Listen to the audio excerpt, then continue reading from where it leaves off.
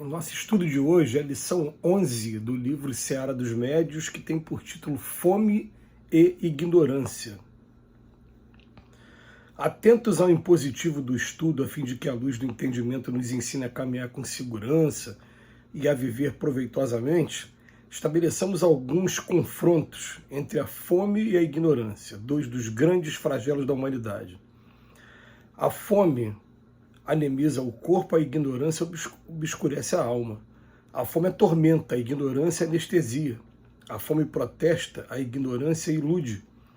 A fome cria aflições imediatas, a ignorância cria calamidades remotas. A fome é crise gritante, a ignorância é problema enquistado. Em todos os lugares vemos o faminto e o ignorante em atitudes diversas. O faminto trabalha afanosamente na conquista do pão, o ignorante é indiferente à posse da luz. O faminto reconhece a própria carência e o ignorante não se define. O faminto aparece, o ignorante oculta-se. O faminto anuncia a própria necessidade, o ignorante engana a si mesmo. Qualquer pessoa pode atender à fome, raras criaturas, porém, conseguem socorrer a ignorância. Para sanar a fome, basta estender o pão. Para extinguir a ignorância, é indispensável fazer luz. Nesse sentido, mentalizemos o provedor divino. Todos sabemos que o pão entregue pelos discípulos a Jesus a fim de ser multiplicado em favor dos famintos é aproximadamente o mesmo de hoje que podemos amassar com facilidade. Mas a luz entregue pelo Senhor aos discípulos para ser multiplicada em favor dos ignorantes exige perseverança incansável no serviço do bem aos outros com o espírito de amor puro e sacrifício integral. Valendo-nos, pois, da conceituação que a fome e a ignorância nos sugere, concluímos que na doutrina espírita não nos bastam aqueles amigos que nos mostrem médios e fenômenos para dissipar-nos a inquietação da fome de ver, mas, acima de tudo, precisamos dos companheiros valorosos com atitude e exemplo que nos arranquem ao comodismo da ignorância para ajudar-nos a discernir. Eu acabo sendo parcial demais, né? Mas considero o Emmanuel genial em muitas coisas. O Emmanuel começa falando de fome e de ignorância, traçando um paralelo entre os dois, uma comparação entre os dois, para depois dizer para a gente que o médium com ignorância é muito complicado, é muito mais complicado que o médium com fome. O objetivo dele é falar sobre mediunidade, daqui o livro é Seara dos Médios, mas, num primeiro momento, ele vem lembrar para a gente aquilo que está no capítulo Trabalhadores da Última Hora, no Evangelho segundo o Espiritismo. Uma missão dos espíritas. As línguas de fogo estão sobre vossas cabeças. Vamos agora trabalhar para poder divulgar o Evangelho de Jesus. Aí ele vem falar para a gente que é preciso que a gente agora sacrifique nossos trabalhos, nossas ocupações fúteis para que o trabalho aconteça, e vem falar para a gente, olha, eu sei palavras perdidas, eu sei. Vocês vão falar, por exemplo, para pessoas que são muito vaidosas sobre humildade. Vocês vão falar para a pessoa que está presa num determinado vício sobre liberdade. Vocês vão falar para pessoas que estão embrutecidas sobre mansuetude. Aí ele fala, eu sei palavras perdidas da maioria das vezes, mas é necessário que regueis com o vosso suor a charrua evangélica.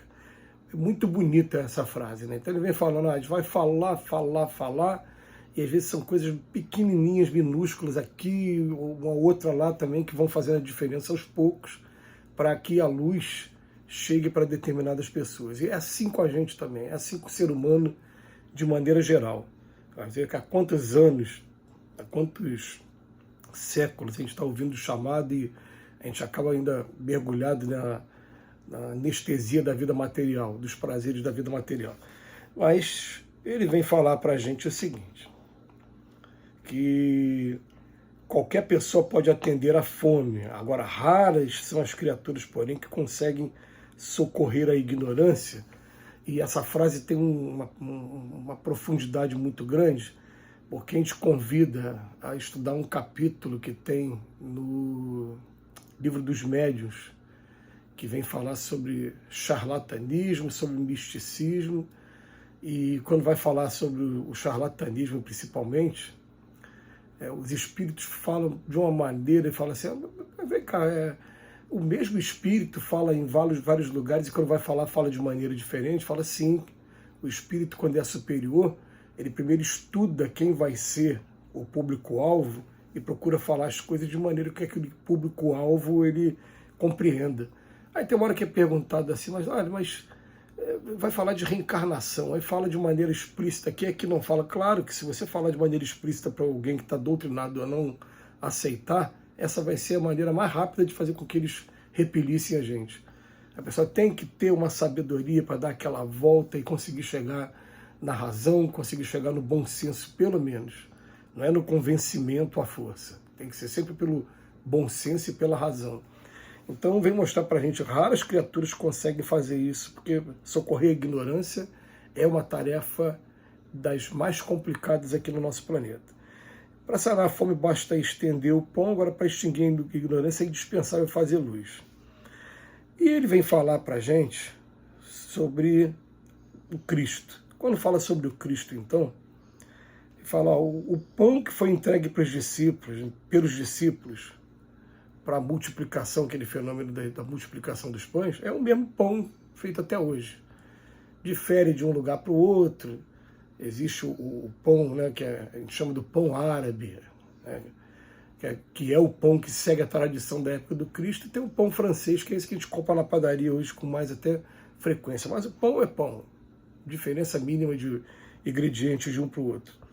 Agora, quando chega na hora de falar sobre o ensinamento, né?